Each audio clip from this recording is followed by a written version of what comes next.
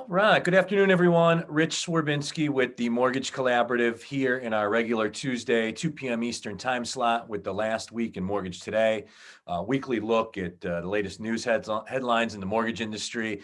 Each week, I select one of our lender members to join me as a co-host. We'll talk through the headlines of the last week. And I also always like to get a little insight from our lender members on just the current business climate. How things feel being in the trenches, what mortgage lenders are thinking about, talking about, what is really top of mind with them on a week by week basis here. And I am very pleased this week to once again have Capital Bank's SVP of Mortgage Operations, Lisa Lang, here as my co-host. Lisa, thanks again for joining me. Thanks for having me again, Rich. Happy New Year, everyone.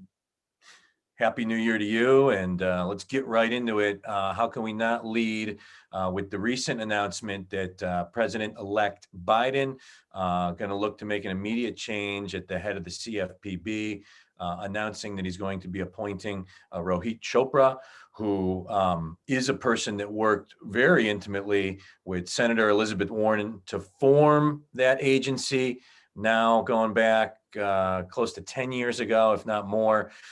So obviously this has caught the attention of mortgage lenders, the CFPB since inception. I think mortgage lenders generally felt like they didn't know what the rules were, that they were leading through enforcement actions and not clear direction. Now, these past several years under the Trump administration, it's been a clearly more transparent CFPB, but a lot of the consumer groups and a lot of those on the left that are, in the business of consumer protections, pretty critical of the current version of the CFPB. So it appears like now the pendulum will kind of swing back. So Lisa, you've been mortgage operations executive your whole life. Your immediate reaction to this news? My immediate reaction is I do expect more focus on compliance and regulation under this new administration versus the Trump administration. In particular, with Chopra being named, we at Capital Bank are not just because of this, but it's good timing for us that we are adding additional resources to our compliance department. It happens to just be good timing because I think there are going to be increased regulations, audits, just things that maybe people have let off a little bit now we're not going to be able to continue to do that. Yeah, I mean, obviously, Chopra still has to be approved. I think it's just by a majority in the Senate, which the Democrats now control, I guess. It's 50-50, but the tie-breaking vote would go to incoming Vice President Harris, essentially giving them the majority if votes hold to party lines. Just a lot of speculation out there as to, what could be the immediate focus of a kind of reinvigorated CFPB as it relates to housing. In my view, I think the one thing, if you kind of read the tea leaves, just based on, the stuff that Biden has put out there publicly through his housing plan and just other industry scuttlebutt, is just fair housing elements. You work for a bank, I've worked for banks. We've both been a part of fair lending and fair housing audits, something that our independent mortgage bank members really have not had to deal with. It seems like that's the direction that they would go as it relates to housing and mortgage policy, obviously collecting more HMDA data now, the same way that banks are beholden to make sure they're taking applications from, all different types of ethnicities and backgrounds in the areas they serve. That could be something that's coming to the independent mortgage banking community. It is. I agree with you. I think we're going to see all of that. For Capital Bank in particular, we do have we're located outside DC. We do a fair amount of community lending. We do a lot of down payment assistance programs. So for our organization in particular, we don't have a lot of concern in that area, but I do think for the independents, it could be a challenge. Things like Equal Credit Opportunity Act, disparate impact, disparate treatment, redlining, all things that, depository mortgage lenders have had to, plan for, put safeguards and procedures and policies around. Could be something you could see coming. Also, it's not out there publicly, but the speculation is that the Biden administration also is assessing their ability to make a change at the head of the FHFA. Yeah. Some recent news where FHFA kind of came out and said, listen, we're not going to jam job any attempted, privatization of Fannie and Freddie in before the inauguration, which is obviously tomorrow now. So it doesn't look like we're going to have any of that. But, again, I think that the speculation there is that a change at the head of the FHFA would deprioritize the privatization of Fannie and Freddie, may look to, some of the retained earnings that the two GSEs are generating, as opposed to, kind of holding that all and putting them towards a potential privatization capitalization background to maybe funnel some of that housing money into affordable housing programs, policies, procedures. So any thoughts, Lisa, just, potential change at the head of FHFA? I read this morning, probably the same that you did, that a change is expected. I know, as everyone knows, there's probably a little battle going back and forth with that change. But I think ultimately the change will be made and we'll have a new head of the FHFA. Yeah, I get the whole, we don't want the government as the backdrop. Again, a lot of memories to 07 and 08 and the amount of money that was needed to bail out the housing finance system in America really is driving those that want to see the agencies prioritizing completely out from under the government thumb. But I do think that so much has changed in the mortgage industry since then, just from a fraud. I mean, think about it's tougher to make bad loans today. It doesn't mean we're not making bad loans as an industry. It's just much more difficult. There's a lot more overlays that we have than we've had previously. So look at the current market we're in and, COVID. I know for us, even with loans going to forbearance, over the last few months, we have not, fortunately, seen a lot of putbacks for those. So I think we're in a totally different market than we historically have been. And a lot of that is probably, which most lenders, since we were so heavily regulated from 07 and 08 and all those changes, it put us in a better position today. Absolutely. A lot of the regulation that stemmed from the meltdown in 07 and 08, vast majority of it needed desperately for our industry, which was, really woefully underregulated at that point. I always joke about the pendulum in the mortgage industry. It can never stay anywhere near the middle. It swings one way, it swings the other way. Yeah, we go from one extreme to the other, but coming out of 07 and 08, when we went from really not a lot of involvement in compliance to going to the complete extreme, even with some of these changes that are expected to come, most lending institutions are going to be in a better spot because everybody's playing by the rules now. That I have not heard of. I saw one today actually that I know they're going after, but before lenders were in the news every day for being non-compliant. We just don't have that anymore. Absolutely. Yeah. I think a lot of the bad players were just weeded out of the industry organically through all that. Obviously, a lot of the regulation that we've seen implemented through Dodd-Frank and other mechanisms has helped. And then technology too, right? There's just more pieces of tech to identify fraud and, to make sure we're compliantly pulling in income and asset documentation. There is. And we also have additional resources. For us in particular, we sell 100% of our loans, but 100% of our loans get audited before, where years ago you would sell your loans and maybe 1 out of 5 were audited. So the underwriters know when they're underwriting that file, it either meets the guidelines or it doesn't. There is no, let me just hope it doesn't get audited. We know it will be audited. Yeah, absolutely. So Lisa is one of the real accomplished operations executives in our network. Always like to pick your brain on ops issues when we have a chance to talk. And obviously, 2020 was, was it the crazy? You've been in the business a Yeah. while. It was the craziest, right? I mean, the whole everybody working from home, and then just like the busiest 9 months ever. I mean, it doesn't get any more insane than that, right? It was definitely a crazy year. I think a lot of people are still tired.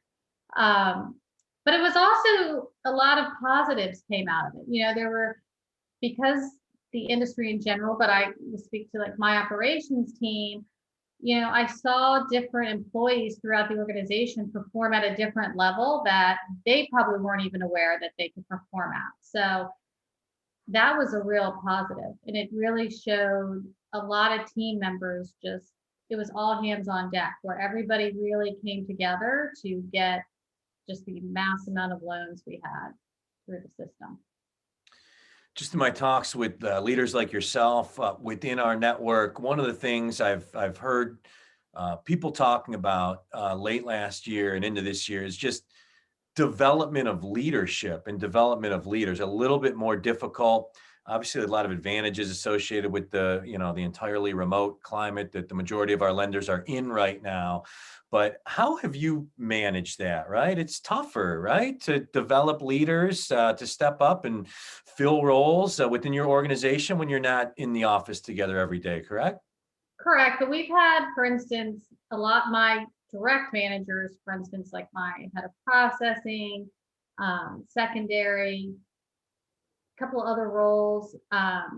They've had people on their team that they were able to recommend for promotions. We promoted a team lead. It was a processor that had been with us for about 5 years that was ready to take on new roles. So we've had some people that have been with the company, like I said, for at least 3 to 5 years or more that we were able to promote within, and then, replace those roles. And those promotions were, all well deserved. That's That had the industry not been as busy as we were, that opportunity probably wouldn't have been there. very true. Very true. And then volume in general, I know rates have ticked up a little bit these last couple weeks. I know volume, just in talking earlier, has slowed a little bit, but I mean, has it slowed? Like, give me a sense of just from a volume perspective, what things have looked and felt like these last few weeks. So volume this time last January, we are actually up about 10%, maybe 20 in new loans. But from November and December of this year, we've slowed down a little bit, partly because I think that was December in general. We had a lot of people off. Our sales team was tired as well. So I noticed it with the uptick in rates, and a lot of the sales team said they enjoyed the holidays, they needed a break. But as of January, everybody's really jumped back in, and the underwriters have not had any break. So all of my underwriters worked all weekend because our pipeline is still very, very full. I do expect February will probably slow down some. That's what it seems like. I mean, rates are ticking up, and I guess every refi we do as an industry reduces that big pool that we keep hearing about from Black Knight and the big servicers about how much refinanceable activity Right. we've seen. The mix of purchase refi, has that changed a lot fundamentally for you guys since the New Year flip? We have seen an increase in purchase business, but we've added a couple new sales members that just started in January that primarily focus on purchase, which is really part of our 2021 initiative. We really want the purchase loan officers that are demonstrated, even during a refi market, that didn't lose sight of their purchase business, because the party always ends at some point. We know that. And you can tell your sales team that over and over. And then one day they're like, oh, there's no more refis. So we just know from a company standpoint that we can't lose sight of the purchase business. What about the operational employee, I guess, like recruiting, retention, compensation? cycle. That was crazy to me this past year. We track through TMC benchmark salaries of processors, underwriters, and closers. Doesn't take a rocket scientist to figure out which way that went this year. But recruiters representing teams of loan processors. I mean, you had recruiters this year representing operational employees like they were star producing salespeople. Like, Right. I mean, has that calmed at all? Are you still hiring? What is the general craziness around the ops employee hiring frenzy? Has that tamed at all since we got into the new year here? So for the new year, I think it has tamed some. We at Capital Bank, because just as an organization in general, whether it was our commercial division, our mortgage division, we're paying a lot in recruiting fees. We hired an in-house recruiter to help just grow Capital Bank business and scale.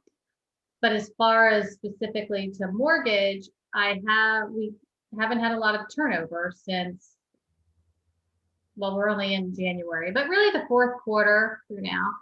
But we also leveraged our third-party resources because in general, Capital Bank just does not pay those astronomical sign-on bonuses and salaries that a lot of companies were doing. They just don't do that. And then what did you guys end up closing in 2020? We closed the year out with just under 1.3 billion. Wow. Yeah. Because you guys were like half a bill in 19, 600 million, I want to say. Yeah, we were right around there. So it was definitely, yeah, a busy year. All your hair still black after all that. I know. Wow. I haven't even had time to go do anything to it. So 2021, I was talking about this with Rob Chrisman last Friday. We were kind of taking a look at, some of the economists' projections for the year we're now in. Depending on who you look at, most are predicting the overall pie of mortgage origination volume to be down between like 20 and 27% overall. Predicting that refis are going to drop by 50 to 60% from 20 to 21.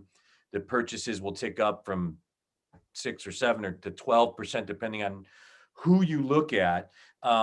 Like growth agnostic, like assuming you don't add any LOs or branches, like how are you looking at 2021 as a leader in the industry? It's interesting. We just went through, like most people, budgeting.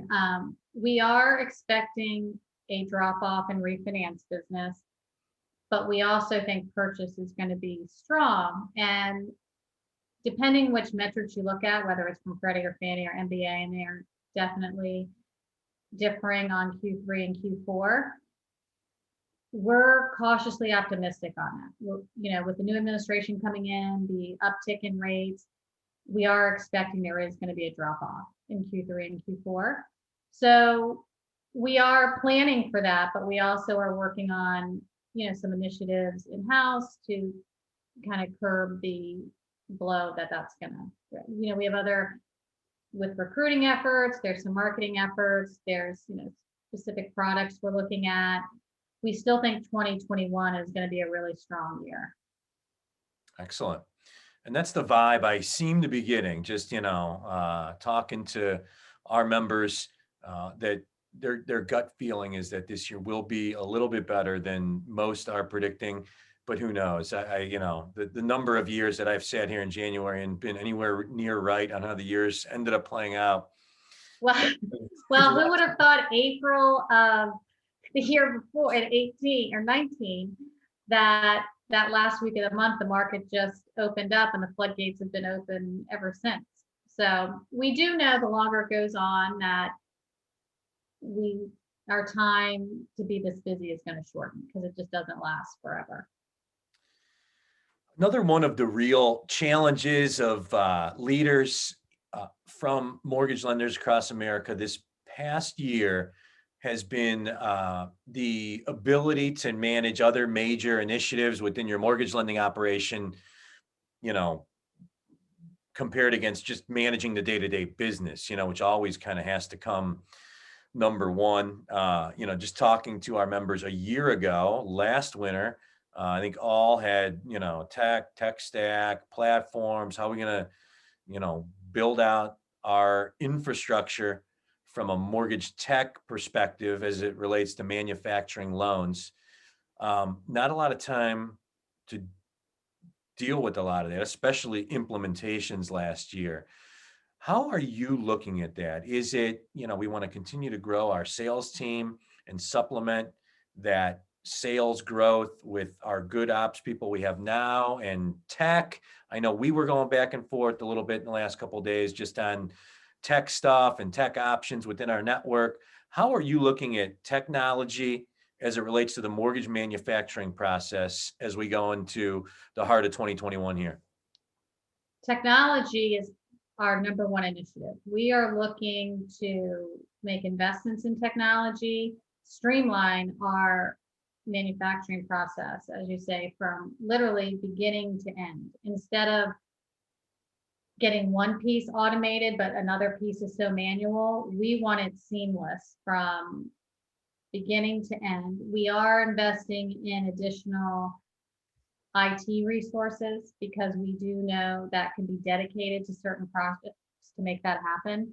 And that's been a challenge. The bank in general has been extraordinarily busy all year. So we are now, as a bank, investing in the resources throughout the organization that are needed. And IT is an area we definitely need a dedicated resource for these projects. Because everybody from ops and sales has been able to jump in and get a piece of it done, but everybody is so stretched thin, nobody can take a project from beginning to end. Yeah, I just my days of working for banks as a mortgage lender, I remember that being a challenge I always had. If it was the head of accounting or the head of marketing or the head of IT, to make them understand, they're dealing with several different departments of the bank, and making them understand an industry that's different and one that's constantly changing. So great to hear that the bank is kind of investing in somebody on the IT side that's going to be like a mortgage person for you, right? They'll be dedicated to certain projects that we have to help facilitate those. And we have them broken out by each quarter. The first quarter really for us is we are working on a new point of sale software, and we also are working on ERLA. We have a project team that we're finishing that up. So that's really been time consuming for the team. Is as busy as everybody is, but it's a mandate, so it has to be done. So and then in quarter two, we'll hopefully have our technology resource by then, and we'll be able to work on our bigger projects. That'll really help the sales and ops team, not so much just regulation that we have to do. Absolutely. We've got about 5 minutes left in the last week in mortgage today. I am here with Lisa Lang, the Senior Vice President, Mortgage Operations for Capital Bank, community bank, lender member of TMC that originated about $1.3 billion in all retail production, based technically out of Maryland, right? Serving kind of the Virginia, Maryland, DC market. We do. We're based in Rockville, Maryland, but we do lend in all states. We have sales staff as well as operations staff, really everywhere now. That's the new way of the world, I guess. Yeah. It's like we don't need to hire ops people that are within 45 minutes of your office anymore.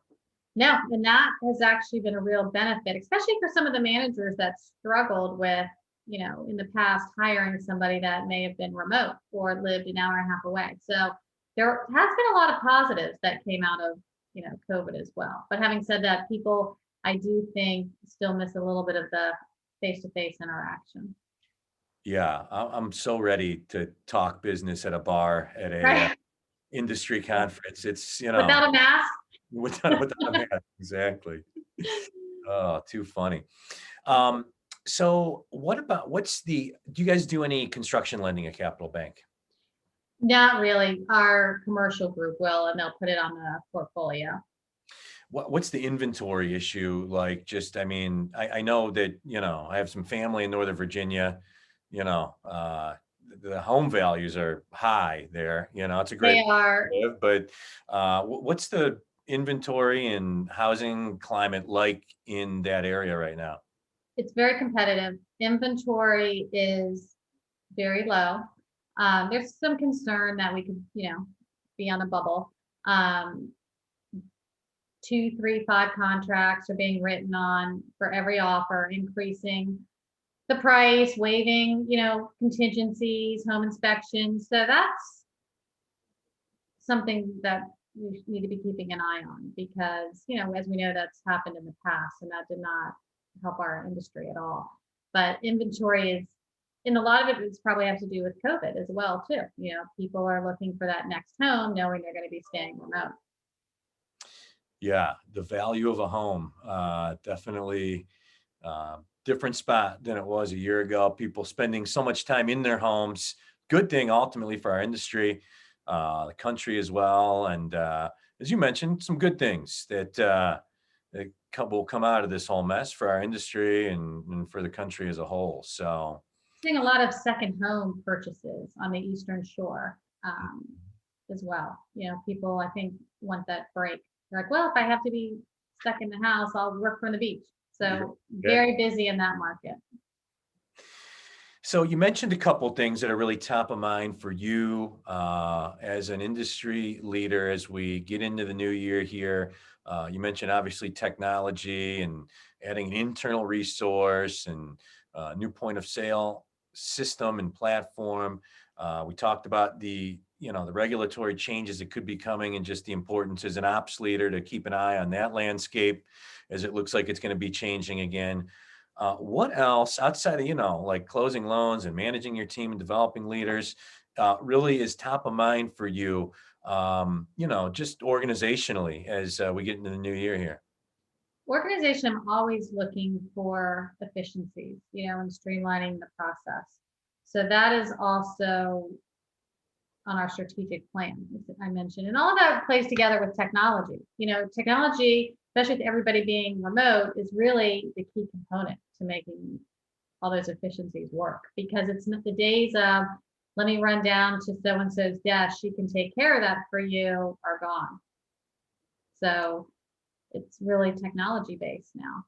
Absolutely. So, and then like the end of the year, heard some of our members, just people that needed breaks or had vacation time that you alluded to it a little bit, November and December were tough. You're finishing out the year, was still busy.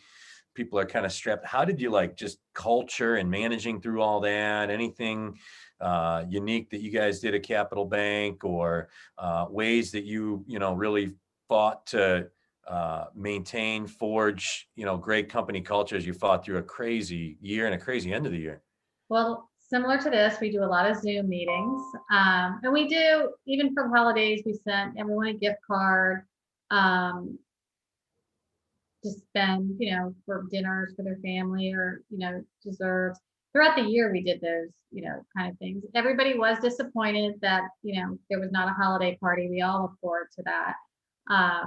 But everybody has hope that we'll have it next year. So with people probably communicate more now since we're not seeing each other, whether it's on the phone or Zoom. So even though we're not sitting together at lunch or doing meetings, there is a lot more communication because I think people crave that. Yeah, no, I agree. I was joking last week on a show we did, like our team's always been remote, but we never used Zoom or video. I don't Right. know why. Like, I mean, we talk more now as a staff and see each other more now, than we ever have, even without being able to supplement working from home with stuff that we've done in person. So I do think there will be a lot of good things that will emerge from this year and kind of stick in the industry. And it's the importance of communication, different ways to communicate, certainly part of that. Absolutely, because when you were sitting, many times in the office, everybody's in so many meetings or their door was shut. There'd be days you wouldn't even talk to people. So now when people are reaching out, they're actually getting your undivided attention. I know for me, because I'm always on the phone or Zoom, where before somebody could catch me as I'm running in between meetings, down the hall. So people get a lot more one-on-one, I think, than they used to get. And Absolutely. everybody fought Zoom in the beginning, but now they embrace it. Even me, I'm like, Zoom, okay. If only I would have bought the stock in March. God. I, Oh, man. we only thought it was gonna be like 60 days, not a year Right. so far. Honestly, right. Yeah. Lisa, thank you so much once again for co-hosting. I always enjoy the conversation, always learn so much about the industry talking with you. I really appreciate you making some time for our network and for this program once again. Great, thanks for having me. I always enjoy it. Absolutely. And to our viewers, listeners that are listening to this live or after the fact on our podcast or YouTube network, I want to thank you for taking the time out as well. Same time, same place every week for the live version of the Last Week in Mortgage Today, 2 p.m. Eastern. And then, of course, all the episodes you'll find archived on our podcast channel or our YouTube channel. So have a great afternoon and rest of the week, everybody. Take care. Bye, have a great week.